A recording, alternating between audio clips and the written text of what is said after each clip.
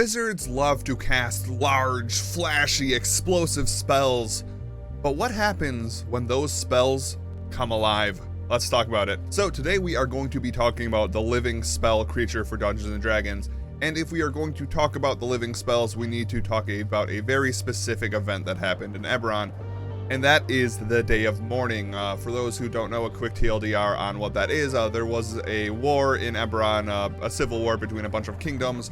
They were fighting, and then one day, on the Day of Mourning, the entire nation of Seer was pretty much obliterated, and I'm going to use the word obliterated loosely there, by this strange arcane blast. So we're not sure what caused it, and it's actually really one of my favorite things about Eberron is it's actually up to the dungeon master to decide why the Day of Mourning happened. But anyway, the Day of Mourning happened, destroyed the nation of Seer, and from that we got the Mournlands, this strange arcane wastelands with storms that rain blood and living spells and constructs and just ghostly images. It's really cool. I love the Mournland. I'll have to make a video on it eventually. But from that we get living spells that have manifested and came to life. So what does that mean if you're playing in games other than Eberron, or if you're playing in Eberron? Well, as a dungeon master, you can use living spells to kind of create these ghostly images. And when I say living spells, you can really make pretty much any spell a living spell from level 1 to 5. At least that's the stat blocks we have in the book, and I should say the book that has the living spells in it for 5th edition is Eberron Rising from the Last War, that book that came out.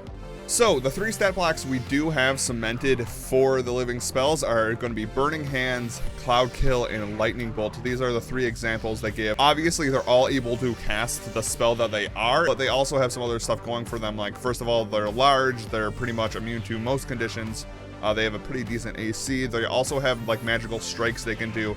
And like I said, you can really customize what these living spells do. It actually shows you in the book how to make different spells into living spells. I think you could make some really interesting things. I would personally love to see like a Cone of Cold style living spell. It would be pretty sweet. There's so much potential with living spells. I really like them. I've used them once or twice. They're pretty cool, and it is one of the cooler things that come out of the Mournland, which again I will have to do a video on.